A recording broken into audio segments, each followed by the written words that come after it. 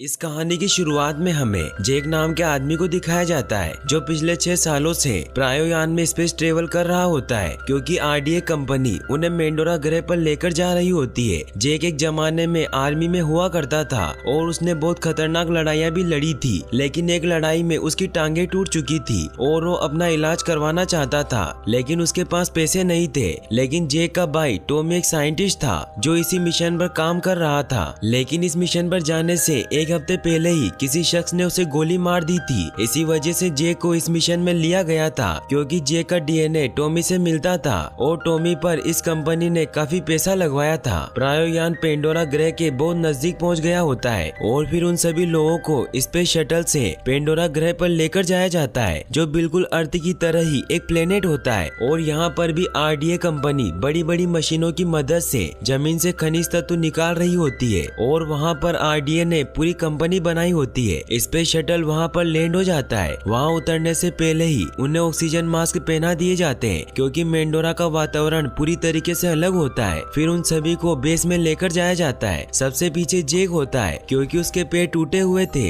इसीलिए वो अपनी व्हील चेयर लेकर बेस में जाता है जहाँ कर्नल माइल्स सभी को गाइड कर रहा होता है क्योंकि वो आरडीए का चीफ सिक्योरिटी कमांडर होता है। वो उन सभी को कहता है कि तुम्हें अब याद रखना होगा कि तुम धरती पर नहीं हो, तुम पेंडोरा में हो और जब तुम इसका दौरा करोगे तो तुम्हें ऐसा लगेगा कि शायद नर्क इससे बेहतर है क्योंकि यहाँ से बाड़े के उस तरफ मिट्टी में रेंगकर चलने वाले हर जीव तुम्हें मारकर खाना चाहेंगे और यहाँ बसने वाले इंसान जैसे लोगों को नावी कहते हैं जिनके जहरीले टॉक्सिन में डूबे हुए तीर 1 मिनट में ही तुम्हारे दिल की धड़कन बंद कर सकते हैं और उनकी हड्डियाँ खुद ब खुद बनने वाले कार्बन एटम की बनी हुई है जिससे उन्हें मारना बहुत मुश्किल है। इसी वजह से मैं तुम सबको नहीं बचा पाऊंगा और अगर तुम्हें जिंदा रहना है तो तुम्हें पेंडोरा के लिए बनाए गए नियमों का पालन करना होगा। सभी अपने अपने कैंप में लौट रहे होते हैं। तभी नॉर्म नाम का आदमी जेक के पास आता है। वो उसे बताता है कि मैंने तुम्हारे भाई के साथ अवतार ट्रेनिंग की थी और तुम एकदम अपने भाई की तरह दिखते हो। फिर वो उसे बायो लैब में लेकर जाता है जहाँ उन्होंने एमयू टैंक में अवतार को रखा होता है। अवतार उन्हें कहा जाता है जिन्हें इंसानों के डीएनए और पेंडोरा के लोगों के डीएनए से बनाया गया होता है जो दिखने में बिल्कुल नावी के लोगों की तरह होते हैं। जेक और बाकी सब लोगों को यहाँ इन्हें चलाने के लिए लाया होता है क्योंकि जिन लोगों के डीएनए से इन्हें बनाया गया होता है वही इन अवतार के मन को कंट्रोल कर सकते हैं। जहाँ डॉक्टर मैक्स उन्हें बताते हैं कि इन अवतारों को एमयू टैंक से बाहर निकालने में टाइम लग जाएगा, इसीलिए आप इसे कल से इस्तेमाल कर सकते हैं। जेक अपने अवतार के पास जाता है और उसे देखकर बहुत खुश होता है। फिर हमें लिंक रूम को दिखाया जाता है जहाँ डॉक्टर ग्रेस अवतार लिंक से बाहर आती है जो अवतार प्रोग्राम की हेड होती है। डॉक्टर मैक्स जेक और नॉर्म को ग्रेस से मिलवाने के लिए लेकर जाता है। ग्रेस नॉर्म से मिलकर बहुत खुश होती है क्योंकि नॉर्म ने नावी भाषा की बहुत प्रैक्टिस की थी और उसे बहुत अच्छी तरीके से नावी भाषा आती थी। लेकिन ग्रेस जेक से खुश नहीं होती, इसीलिए वो उसे कहती है कि मुझे तुम्हारी जरूरत नहीं है, मुझे तुम्हारा भाई चाहिए क्योंकि उसने इस मिशन के लिए 3 साल ट्रेनिंग ली थी।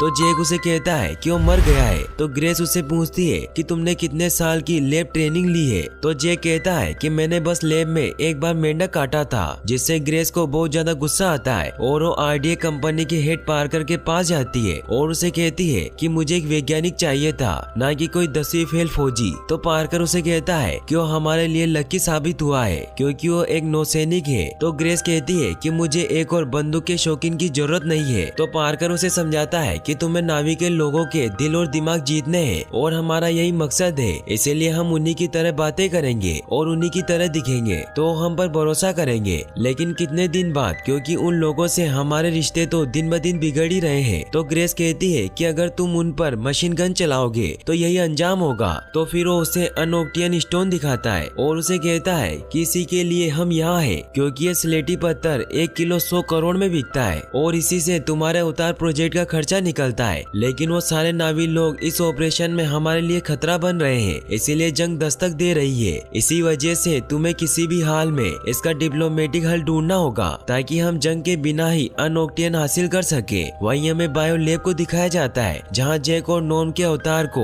एमयू टैंक से बाहर निकाल लिया होता है, इसीलिए जेक और नॉर्म को लिंक से उन्हें कनेक्ट किया जाता है और जेक सक्सेसफुली अपने अवतार से कनेक्ट हो जाता है और अब उसकी अवतार बॉडी पूरी तरीके से काम करने लग जाती है और जेक के अवतार के पैर भी पूरी तरीके से काम कर रहे होते हैं। इससे जेक बहुत खुश होता है और वो उठने की कोशिश करता है, लेकिन डॉक्टर उसे उठने से मना करते हैं क्योंकि अभी उसके टेस्ट टेस्ट बाकी थे, लेकिन फिर भी जेक उनकी नहीं सुनता क्योंकि उसे इसमें काफी मजा आ रहा होता है और वो वहाँ से बाहर भाग जाता है, जहाँ वो देखता है कि यहाँ बाकी के अवतार को ट्रेनिंग दी जा रही होती है। जेक वहाँ दौड़ लगाने लग जाता है क्योंकि वो असली दुनिया में कभी नहीं चल पाया था। तभी डॉक्टर ग्रेस अपने अवतार में वहाँ आती है और वो जेक के अवतार पर इतना अच्छा कंट्रोल देखकर बहुत खुश होती है। फिर वो सभी अवतार कैंप में सो जाते हैं, जिससे वो असलियत में उन अवतार से डिस्कनेक्ट हो जाते हैं। फिर जेक ट्रूडी से मिलता है जो लड़ाकू जहाज की पायलट होती है। वो जेक को कर्नल के पास ले जाती है क्योंकि कर्नल ने जेक को मिलने के लिए बुलाया होता है। कर्नल उसे कहता है कि मैंने तुम्हारा रिकॉर्ड मंगवाया था, जिससे मुझे पता चला कि तुम काफी खतरनाक जंग लड़ चुके हो, लेकिन हमारी ये जंग कुछ और है। फिर उसे बताता है कि पहले मैं एक फौजी जासूस था और मुझे एक भी खरोच नहीं आई, लेकिन जब मैं पहली बार यहाँ आया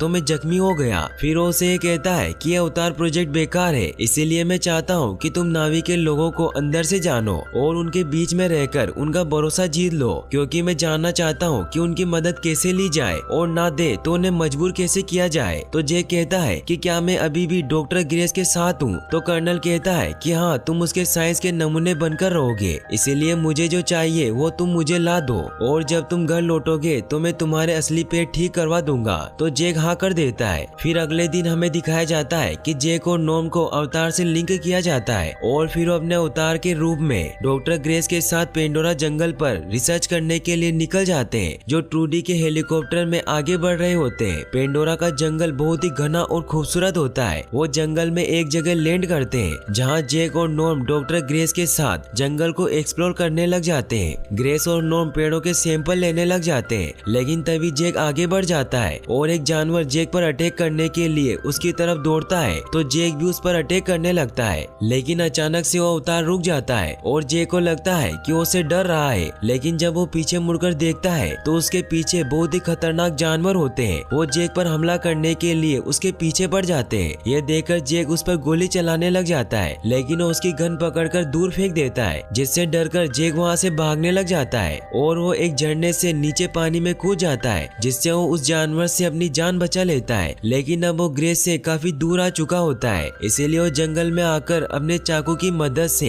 एक भाला बनाता है ताकि वो खुद को जंगल के जानवरों से प्रोटेक्ट कर सके। तभी हमें वहाँ दिखाया जाता है कि नावी की एक लड़की छिपकर जेक को देख रही होती है, जिसका नाम न्यूतिरी होता है। वो जेक को मारने लगती है, लेकिन तभी वहाँ पवित्र पेड़ का बीज आता है जो उसे जेक को मारने से रोक लेता है। वहीं हमें डॉक्टर ग्रेस को दिखाया जाता है जो हेलीकॉप्टर की मदद से जेक को ढूंढ रही होती है और ढूंढते ढूंढते शाम हो जाती है, इसीलिए उन्हें वापस लौटना पड़ता है। लेकिन ग्रेस को लगता है कि वो जिंदा नहीं बचा होगा। वहीं हमें जेक को दिखाया जाता है जिसके पीछे जंगली भेड़िए पड़े हुए होते हैं, इसीलिए जेक आग जलाता है और फिर वो एक एक को मारने लग जाता है, लेकिन वो संख्या में बहुत ज्यादा होते हैं, इसीलिए वो जेक पर भारी पड़ते हैं और वो उसे मारने वाले होते हैं कि तभी वहाँ न्यूतिरी आकर जेक को बचा लेती है और वो एक एक करके उन सभी जानवरों को मार देती है। लेकिन फिर वो जेक पर बहुत गुस्सा होती है और उसे कहती है कि ये सब तुम्हारी गलती है, इन्हें मारना नहीं था। लेकिन जेक कहता है कि इसमें मेरी क्या गलती, उन्होंने मुझ पर हमला किया था। तो उसे कहती है कि इसमें तुम्हारी ही गलती है क्योंकि तुमने बच्चे जैसा शोर मचाया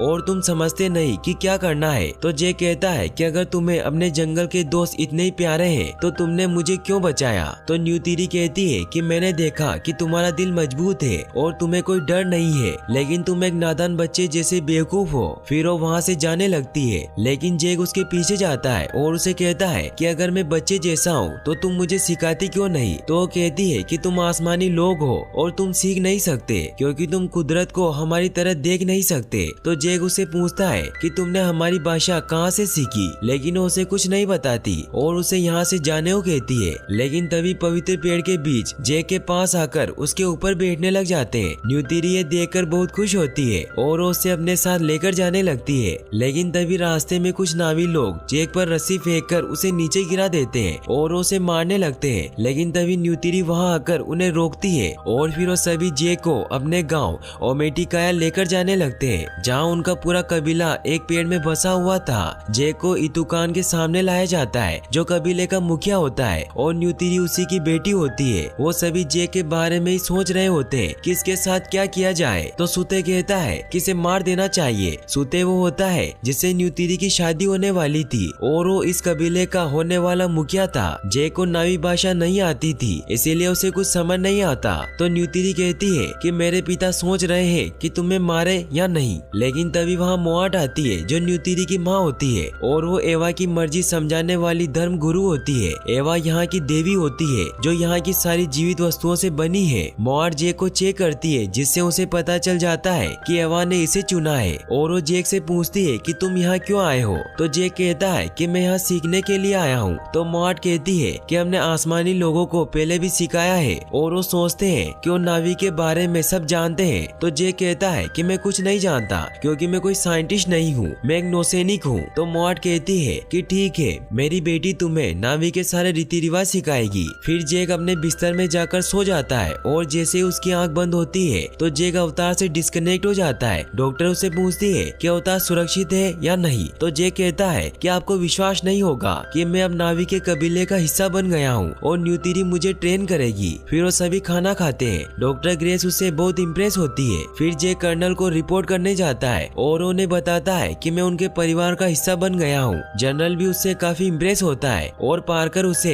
एडवांस होलोग्राम इमेज की मदद से बताता है कि उनके इस गांव के नीचे बेहद कीमती अनोक्टियन का भंडार है जो कि 200 किलोमीटर के घेरे तक फैला हुआ है और उसी के ऊपर इन नावी का एक कबीला बसा हुआ है। इसीलिए वो मेरे रास्ते में आ रहे हैं और मैं उन्हें मारना नहीं चाहता। इसीलिए तुम्हें ऐसी चीज ढूंढनी है जो उन्हें चला सके, वरना फिर हमें उन पर हमला ही करना होगा। इसीलिए तुम्हारे पास 3 महीने का टाइम है। इसीलिए अगर तुम इसमें कामयाब हो गए तो ठीक है, वरना हमें उन पर हमला ही करना होगा। तो जेक कहता है कि मैं पूरी कोशिश करूंगा और फिर अगले दिन जेक को वापस से लिंक किया जाता है जिससे जेक वापस अपने अवतार में पहुंच जाता है जहां न्यूतिरी उसे नावी बनाने की कोशिश करने लग जाती है। वो उसे घोड़ी पर बिठाती है और फिर उसे उसकी चोटी के थ्रू कनेक्ट करती है और उसे बताती है कि एक तरह का बंधन है जिससे तुम इस घोड़ी को अपने मन से कंट्रोल कर सकते हो और इसे बता सकते हो कि तुम्हें कहाँ जाना है। जेक उस घोड़ी को आगे चलने को कहता है लेकिन खुद को संभाल नहीं पाता और नीचे गिर जाता है। फिर हमें दिखाया जाता है कि रात को जेक कर्नल को उस कबीले के बारे में इंफॉर्मेशन दे रहा होता है। वो उन्हें बताता है कि अगर तुम ये पेड़ गिराना चाहते हो तो तुम्हें इसमें बहुत मुश्किल होगी क्योंकि स्कैन में इसकी अंदरूनी बनावट दिखाई नहीं देती, लेकिन ये पेड़ अंदर से बहुत मजबूत है। डॉक्टर मैक्स वहाँ उनकी ये बातें सुन लेता है जिससे मैक्स समझ जाता है कि जेक कर्नल का साथ दे रहा है। इसीलिए जेक जब वापस लैब में आता है तो ग्रेस उसे बताती है कि मैं कर्नल और पार्कर को मेरे इस मिशन में दखल अंदाजी नहीं करने दूंगी। इसीलिए हम यहाँ से हेलेनुआ पहाड़ पर जा रहे हैं क्योंकि वहाँ पर एक मोबाइल लिंक है। फिर वो सब वहाँ जाने के लिए निकल जाते हैं जहाँ रास्ते में सारे पहाड़ हवा में तैर रहे होते हैं। कुदरत का ये नजारा देखकर वो बहुत हैरान होते हैं। फिर वो पेंडोरा के उस पहाड़ पर लैंड करते हैं जहाँ लिंक मशीन होती है। ग्रेस जेक को लिंक 1 से कनेक्ट करती है क्योंकि वो कभी खराब नहीं होता। वहीं फिर हमें दिखाया जाता है कि न्यूतिरी जेक को पेड़ के टॉप पर लेकर जाती है क्योंकि वहाँ सारे इकराल बैठे हुए होते हैं। न्यूतिरी अपने इकराल को बुलाती है जिसका नाम सेसे होता है। फिर उसे बताती है कि इकराल पक्षी राज जैसा होता है जो जिंदगी में सिर्फ एक शिकारी के साथ ही उड़ता है, इसीलिए तुम्हें भी अपना इकराल चुनने के लिए तैयार होना पड़ेगा। फिर न्यूतिरी उसे धीरे धीरे सब सिखाने लग जाती है और उसे अपनी भाषा भी सिखाती है। रात को जेक उन सभी बातों को वीडियो लॉग में रिकॉर्ड करता था। अब नॉर्म भी जेक का अच्छा दोस्त बन गया था और वो भी उसको नावी भाषा सिखाने में मदद करने लगता है। न्यूतिरी की वजह से जेक सब कुछ सीखने लग जाता है और उसके पैर पहले से और मजबूत हो गए थे। ग्रेस को भी गांव में आने के लिए जेक ने मोआट को मना लिया था और अब जेक और ग्रेस में भी काफी अच्छी दोस्ती हो गई थी। वहीं जेक और न्यूतिरी भी धीरे धीरे एक दूसरे को पसंद करने लगे थे, लेकिन जेक को अभी भी ये समझ नहीं आया था कि इन लोगों का जंगल के साथ क्या गहरा रिश्ता है क्योंकि न्यूतिरी हमेशा जेक से ऊर्जा के नेटवर्क की बात करती है। वो हर जीवित वस्तुओं से होकर गुजरता है। वो कहती है कि सारी ऊर्जा सिर्फ उधार ली हुई है और एक दिन हमें उसे लौटाना पड़ेगा। और अब जेक उनकी भाषा भी सीख गया होता है और अब वो हर काम में माहिर हो गया था। इसीलिए न्यूतिरी उसे कहती है कि तुम तैयार हो गए हो। फिर अगले दिन उसे और बाकी युवा को पहाड़ों पर लेकर जाया जाता है क्योंकि इन्हें अब इकराल पर सवारी करना सीखना होगा जिन्हें बेंचिज कहा जाता है और ये एक ऐसा इंतहाम होता है जिसे हर युवा को पार करना पड़ता है। लेकिन इन सब के लिए उन्हें बहुत ऊपर लेकर जाया जाता है जहाँ बेंचिज हो। न्यूतिरी भी वहाँ आ जाती है। सूते सबसे पहले जेक को इकराल पकड़ने के लिए भेजता है क्योंकि उसे पसंद नहीं था। न्यूतिरी भी उसके साथ जाती है और उसे कहती है कि तुम्हें इन सब में से अपना एक इकराल चुनना होगा, तुम्हें उसे अंदर से महसूस करना होगा। तो जेक कहता है कि उसे कैसे पता चलेगा कि उसने मुझे चुना है। तो न्यूतिरी कहती है कि वो तुम्हें मारना चाहेगा। फिर जेक उन सभी इकराल के पास जाता जाता है लेकिन उसके पास नहीं आते। लेकिन जब वो एक इकराल के पास जाता है तो उस पर हमला करता है और जेक उसे पकड़ लेता है और बहुत कोशिश करने के बाद वो उसे बंधन जोड़ देता है, जिससे अब वो दोनों एक हो जाते हैं और जेक उसकी रस्सी खोल देती है। फिर जेक उसे उड़ाने के लिए लेकर जाता है, जहाँ पहले तो उसे कंट्रोल नहीं कर पाता, लेकिन धीरे धीरे वो सब कुछ सीख जाता है और उसे बहुत ही अच्छी तरीके से उड़ाने लग जाता है। न्यूतिरी भी इससे बहुत खुश होती है और फिर वो दोनों अपने अपने इकराल पर बैठकर पेंडोरा घूमते हैं। न्यूतिरी उसे उनके कुल वृक्ष के पास लेकर जाती है, जिन्हें आत्माओं का पेड़ कहा जाता है। फिर अगले दिन जब जेक और न्यूतिरी अपने अपने इकराल पर सवारी कर रहे होते हैं कि तभी उनके ऊपर एक बहुत बड़ा इकराल हमला कर देता है, जिसे लोग तुरु कमाक तो कहा करते थे। वो उससे बहुत मुश्किल से अपनी जान बचाते हैं। वापस आने पर न्यूतिरी उसे बताती है कि मेरे परदादा के परदादा ने इस पर सवारी की थी और नावी कुल के इतिहास में ये सिर्फ 5 बार हुआ है। फिर अगले दिन वहाँ उत्सव होता है जिसमें जेक भी हिस्सा लेता है और अब वो पूरी तरीके से एक नावी बन जाता है। रात को न्यूतिरी जेक को लेकर आवाजों के पेड़ के पास जाती है, जहाँ उसे बताती है कि ये वो जगह है जहाँ प्रार्थना सुनी जाती है और फिर उसे ये भी कहती है कि अब तुम पूरी तरीके से नावी बन चुके हो, इसीलिए अब तुम कुल वृक्ष के पेड़ से अपना धनुष बना सकते हो और एक औरत चुन सकते हो। तो जेक कहता है कि मैंने पहले ही एक औरत चुन ली है, लेकिन उस औरत को भी मुझे चुनना होगा। तो न्यूतिरी कहती है कि मैंने भी तुम्हें चुन लिया है। फिर वो दोनों एक दूसरे को किस करते हैं। अगली सुबह जब न्यूतिरी की आँख खुलती है तो देखती है कि इंसान बुलडोजर से उनके पेड़ों को तोड़ रहे हैं। न्यूतिरी देखकर जेक को उठाने की कोशिश करती है, लेकिन जेक अभी लिंक से कनेक्ट नहीं होता और वो जैसे ही खाना खाकर लिंक से कनेक्ट होता है तो वो बुलडोजर को रोकने की कोशिश करता है, लेकिन वो बुलडोजर नहीं रोकते। ये देखकर जेक उस बुलडोजर पर चढ़ जाता है और उसके कैमरे को तोड़ देता है, लेकिन फिर भी वो नहीं रुकते और वहाँ के सारे पेड़ तोड़ देते हैं। वहीं जब कर्नल उस फुटेज को देखता है तो उसे पता चल जाता है कि जेक ने हमारे साथ धोखा किया है और वो उन नावी लोगों के साथ है, इसीलिए वो जेक को रोकने के लिए उस मोबाइल लिंक की तरफ निकलता है। वहीं सूते जेक को इस सब का कसूरवार बताता है और कहता है कि ये सब तुम्हारी वजह से हुआ है और उनकी फाइट होने लग जाती है, लेकिन जेक उस पर हमला नहीं करता और उसे कहता है कि मैं तुम्हारा दुश्मन नहीं हूँ, दुश्मन तो कर्नल है और उसकी सेना बहुत ताकतवर है, इसीलिए हम उससे नहीं जीत पाएंगे। वहीं कर्नल उस मोबाइल लिंक पर पहुंच गया होता है और वो ग्रेस और जेक को उस लिंक से डिस्कनेक्ट कर देता है, जिससे उनके अवतार उसी जगह पर बेजान होकर गिर जाते हैं। वहीं जनरल उन सबको पकड़ लेता है। फिर वो जंग करने की तैयारी करने लग जाता है, क्योंकि उसे पता चल गया होता है कि वो लोग उनसे समझौता नहीं करेंगे। वहीं जेक और ग्रेस पार्कर के पास जाते हैं और उसे कहते हैं कि जंग से कुछ नहीं होगा, वो मासूम लोग मारे जाएंगे, इसीलिए हम दोनों को वहाँ जाने दो, हम उन्हें वहाँ से निकाल देंगे। तो पार्कर उन्हें कहता है कि तुम्हारे पास 30 मिनट है और फिर वो उन्हें लिंक से कनेक्ट कर देता है। जेक वहाँ अवतार में उन सभी लोगों को बताता है कि कर्नल आप पर हमला करने के लिए आ रहा है और उसके पास बहुत ही ताकतवर फौज है, जिससे वो तुम सबको खत्म कर देगा, इसीलिए तुम्हें यहाँ से निकल जाना होगा। लेकिन उनको इस बात पर विश्वास नहीं होता, इसीलिए जेक उन्हें बताता है कि उन्होंने ही मुझे यहाँ भेजा है ताकि मैं तुम्हारे तौर तरीके सीख सकूं और तुम्हें वक्त आने पर ये मैसेज दे सकूं और तुम उस पर यकीन करोगे। तो न्यूतिरी कहती है कि मतलब तुम्हें पहले से ही पता था कि जंग होने वाली है, लेकिन तुमने हमें नहीं बताया। इससे न्यूतिरी काफी ज्यादा गुस्सा हो जाती है। तो जेक कहता है कि हाँ, मैं पहले उनके साथ था और उनका हुक्म मान रहा था, लेकिन अब सब कुछ बदल गया है क्योंकि मुझे इस जंगल से प्यार हो गया और फिर मुझे तुमसे प्यार हो गया। लेकिन न्यूतिरी उसे कहती है कि मैंने तुम पर भरोसा किया और तुमने उसका गलत इस्तेमाल किया, इसीलिए तुम हम में से कभी एक नहीं बन सकते। फिर वो उसे बंदी बना लेते हैं। वहीं कर्नल अपनी पूरी सेना के साथ उन पर हमला करने के लिए वहाँ पहुँच जाता है। जेक उन सभी को कहता है कि यहाँ से भाग जाओ, हम सब मारे जाएंगे, लेकिन वो उसकी नहीं सुनते।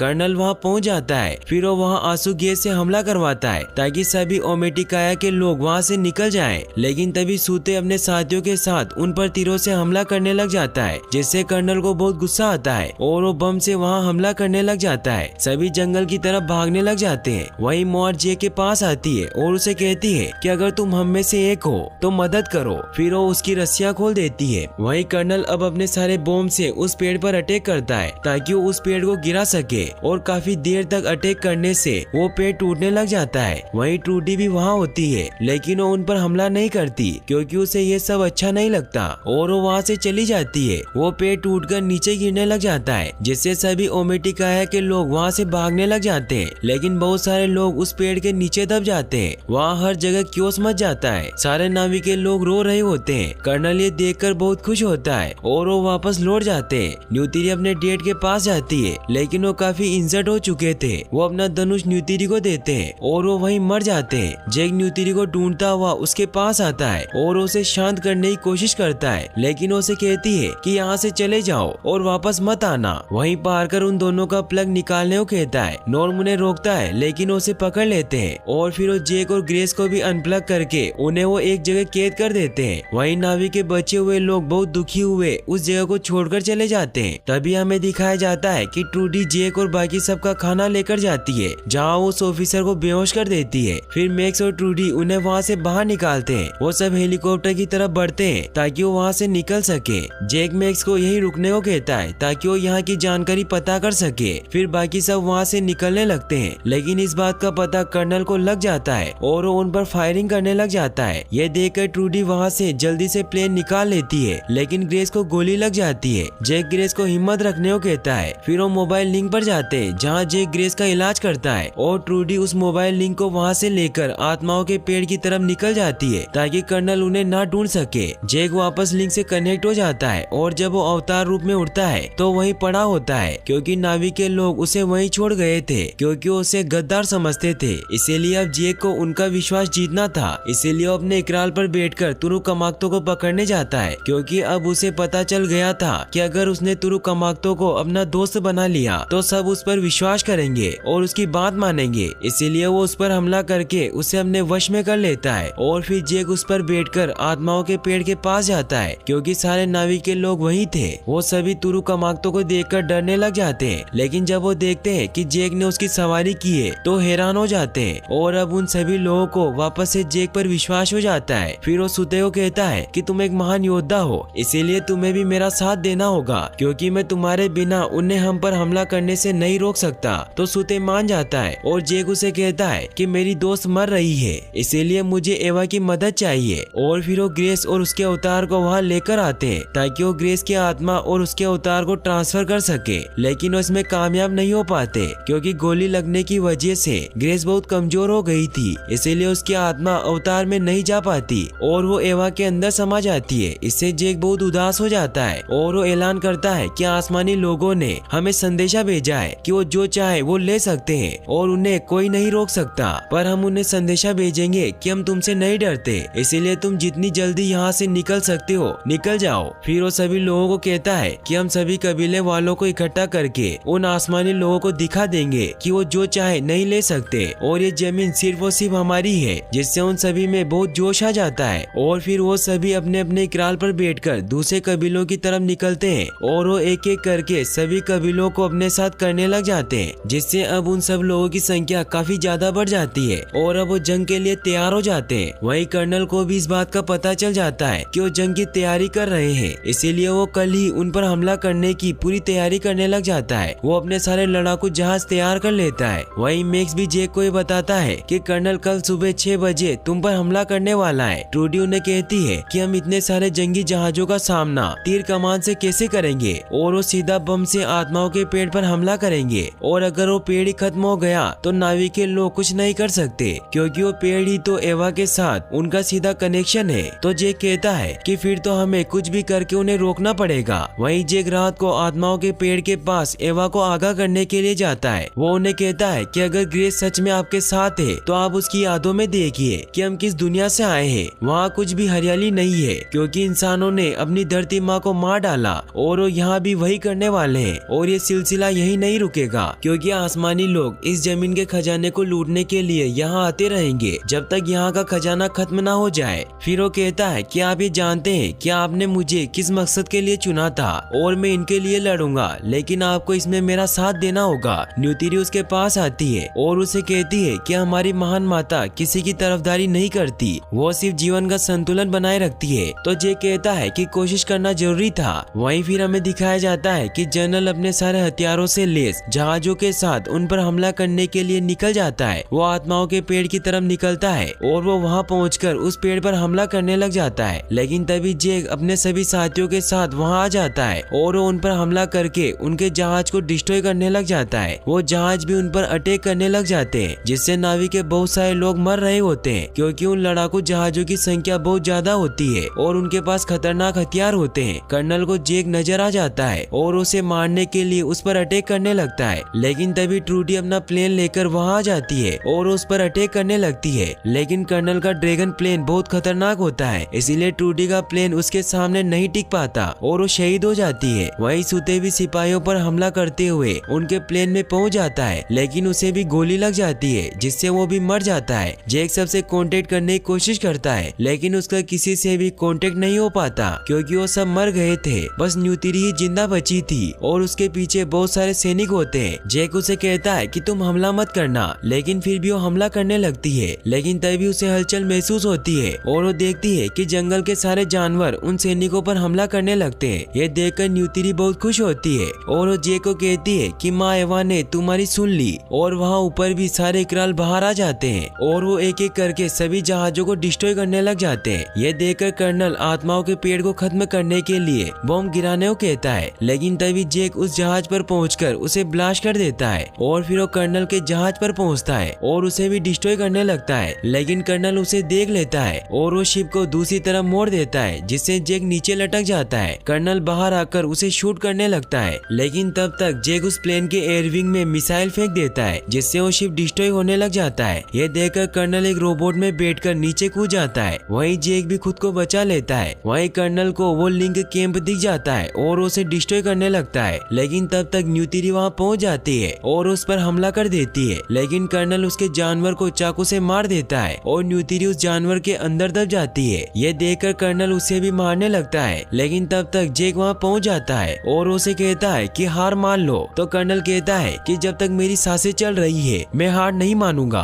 फिर जेक और कर्नल के रोबोट में फाइट होने लगती है। उन दोनों में काफी देर तक फाइट होती है और जेक कर्नल के ऊपर अटैक करके उसके रोबोट का ग्लास तोड़ देता है, लेकिन कर्नल फिर भी हार नहीं मानता और फिर वो मास्क पहनकर कैंप में जाकर उस लिंक को तोड़ देता है। लेकिन वो लिंक दूसरा होता है, मगर कैंप के क्रैक होने की वजह से वहाँ की एयर लीक हो जाती है। फिर जेक उस पर हमला करने लगता है, लेकिन वहाँ लिंक में उसे सांस न मिल पाने के कारण वो बेहोश होने लग जाता है, जिसकी वजह से कर्नल उसे पकड़ लेता है और उसे मारने लगता है। लेकिन तभी न्यूतिरी उस जानवर से बाहर आ जाती है और वो कर्नल पर तीर से हमला करके उसे मार देती है। वहीं जेक भी सांस न मिलने की वजह से लिंक से बाहर आ जाता है और वो मास्क पहनने की कोशिश करता है, मगर वो बेहोश हो जाता है। ये देखकर न्यूतिरी अंदर आती है और वो जेक को मास्क पहना देती है, जिससे जेक की जान बच जाती है। फिर हमें दिखाया जाता है कि जेक बाकी बचे हुए लोगों को वापस अर्थ पर भेज रहा होता है और अब पेंडोरा पर सिर्फ वही लोग रुकते हैं जिनके दिल पवित्र थे। और फिर अब जेक को आत्माओं के पेड़ पर लेकर जाया जाता है, जहाँ उसका पुनर्जन्म होता है और अब जेक की आत्मा उसके अवतार में चली जाती है और यहीं पर ये फिल्मी कहानी एंड हो जाती है। और गाइस, अगर आप ऐसी और वीडियोस देखना चाहते हैं तो डिस्क्रिप्शन में